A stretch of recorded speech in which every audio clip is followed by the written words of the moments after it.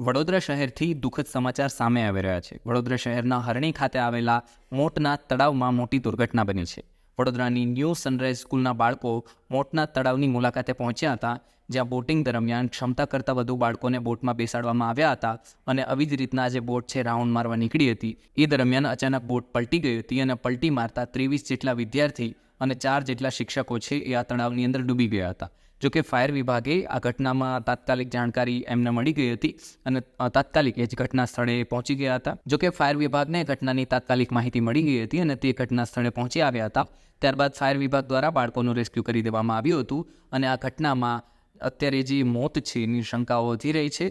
1-2 મોતની વાત કરવામાં આવી રહી છે, પછી આગળ પણ 9 જેટલા મોતની વાત કરવામાં આવી રહી છે અને અત્યારે 12 જેટલા મોતની વાત કરવામાં આવી રહી છે. જેમ જેમ સમય જઈ રહ્યો છે એમ મોતના આંકડાઓ પણ વધી રહ્યા છે. આ ઘટના આપણને મોરબીની દુર્ઘટનાની યાદ, મોરબીનો પરિણાંતિકા જે ઘટના થઈ હતી એની યાદ અપાવી રહી છે, કારણ કે સતત મોતના આંકડા છે વધી રહ્યા છે, જે ખૂબ જ ગંભીર છે. આમાં 2 શિક્ષક અને 10 બાળકોના મોત થયા હોય એવી રીતના અત્યારે પ્રાથમિક માહિતી સામે આવી રહી છે. પરંતુ આગળ જે વિભાગો જે છે, સરકારી વિભાગો, એ મોતનું કન્ફર્મેશન આપશે ત્યારબાદ જ ખબર પડશે કે ટોટલ ડેથ કેટલી થઈ છે. પરંતુ આ મામલે આપણા ગુજરાતના જે મુખ્યમંત્રી છે ભૂપેન્દ્ર પટેલ, એમણે ટ્વીટ કરી અને શોક વ્યક્ત કર્યું છે. તેમણે કહ્યું છે કે વડોદરાના હરણી તળાવમાં જે બોટ પલટી ગઈ છે એમાં બાળકો જે ડૂબી ગયા છે એ અત્યંત હૃદયદ્રાવક ઘટના છે. જાન ગુમાવનાર તમામ નિર્દોષ બાળકોની આત્માને શાંતિ માટે હું પ્રાર્થના કરું છું. દુઃખની આ ઘડીમાં તેમના પરિવારજનો પ્રત્યે આત્મીય સંવેદના વ્યક્ત કરું છું. પરમ કૃપાળુ પરમેશ્વર આ દુઃખ સહન કરનારની જેટલા પણ લોકો છે એમને શક્તિ આપે, એમના પરિવારને શક્તિ આપે. તંત્ર દ્વારા બોટમાં જે સવાર વિદ્યાર્થીઓ છે અને શિક્ષકો છે એમની બચાવ કામગીરી શરૂ કરી દેવામાં આવી છે. દુર્ઘટનાનો ભોગ બનનાર રાહત માટે, સારવાર માટે તાકીદથી જે મળી રહે એના માટે મુખ્યમંત્રીએ સૂચના પણ આપી હતી. જે રીતના ધીમે ધીમે સમાચાર આવી રહ્યા છે એ પ્રમાણે અલગ અલગ જે પ્રતિક્રિયાઓ છે એ પણ સામે આવી રહી છે. ધારાસભ્ય છે કેયુર રોકડિયા, એમણે આ બાબતે જણાવ્યું હતું કે ઘટના ખૂબ જ દુઃખદ છે, ખૂબ જ ગોજારી કહેવાય. નાના બાળકો જે દેશનું ભવિષ્ય છે તેની સાથે આ ઘટના બની છે, દુર્ઘટના બની છે, એ ખૂબ જ દુઃખદ છે.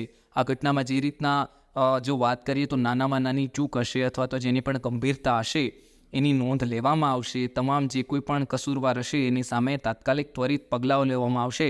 હાલમાં બાળકોને બચાવની જે પ્રાથમિક કામગીરી છે અત્યારે કરવામાં આવી રહી છે. જે કોઈની પણ ભૂલ હશે એની સામે પગલાં લેવામાં આવશે અને બાળકોની સેફટીને લઈ અને ચૂક થઈ હશે ને તો પણ એ તપાસ કરવામાં આવશે. અધિકારીઓની વાત કરીએ તો વડોદરા શહેર પોલીસ કમિશનર, ઉચ્ચ અધિકારીઓ, કલેક્ટર, ધારાસભ્ય કે રોકડિયા, બધા જ લોકો જે તળાવ છે તળાવની પાસે હાજર થઈ ગયા છે અને બચાવની જે કોઈ પણ કામગીરી છે એ કરી રહ્યા છે. વિપક્ષના નેતા આ મામલે જે ચંદ્રેશ શ્રીવાસ્તવ છે એમણે કહ્યું હતું કે આ દુર્ઘટના જે છે એ એકદમ તંત્રની બેદરકારી છે, એના કારણે થઈ છે. નાના બાળકો તેમના સ્કૂલના શિક્ષકોને લઈ અને આવ્યા હશે. કોન્ટ્રાક્ટર અને કોર્પોરેશન આની પાછળ જવાબદાર છે. જ્યારે એક હોનારત આપણે અત્યારે મોરબીની જોઈ ચૂક્યા છીએ, એનાથી ઉપર નથી ઉઠ્યા અને એવામાં આજે બીજી વડોદરાની અંદર આપણને દુર્ઘટના જે છે એ જોવા મળી છે. બાળકો પર સેફટી મામલે જે લાઈફ જેકેટ છે એ પણ નથી અપાયા. એના માટે જવાબદાર કોણ છે એ પણ સવાલ ઉઠાવ્યા છે વિપક્ષ દ્વારા. જો વાત કરીએ તો ડેપ્યુટી મેયર છે એમણે પણ વાત કરી હતી. ચિરાગ બારોટે આ મામલે જણાવ્યું હતું કે અહીંયા બાળકો બોટિંગ કરી રહ્યા હતા અને એ બોટ છે ઊંધી વળી ગઈ હતી, જ્યારે અન્ય બાબતોની એમને ખબર ન હતી. એવી રીતના જ ડેપ્યુટી મેયર છે એમણે વાત કરી હતી. આ ભૂલકાઓની વાત કરીએ તો અત્યારે પણ જે તમામ માહિતી જે છે, વિગતો જે છે બહાર આવી રહી છે એ પ્રમાણે જેમ જેમ અપડેટ થતી જશે એમ અમે તમને જણાવતા રહીશું. પરંતુ 23 જેટલા બાળકો છે એ આ બોટમાં સવાર હતા અને તે દરમિયાન આ જે ભૂલકાઓ છે એમની બોટ પલટી ખાઈ ગઈ હતી અને જેટલા પણ બાળકો છે, શિક્ષકો છે, એમને જે હોસ્પિટલ છે નજીકની એમાં મોકલવામાં આવ્યા છે. 7 જેટલા બાળકો જેટલા છે હોસ્પિટલમાં મોકલવામાં આવ્યા છે અને 11 જેટલા બાળકોને અત્યાર સુધીમાં બચાવી લેવામાં આવ્યા છે.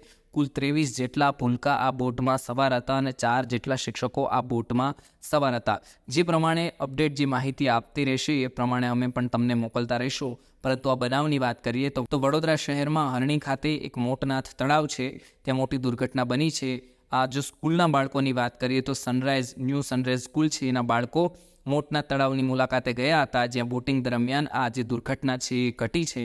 23 જેટલા વિદ્યાર્થી અને 4 જેટલા શિક્ષકો છે એ આ દુર્ઘટનામાં ડૂબી ગયા છે તળાવની અંદર અને એમની જે તમામ પ્રકારની બચાવ કામગીરી છે એ કરવામાં આવી રહી છે.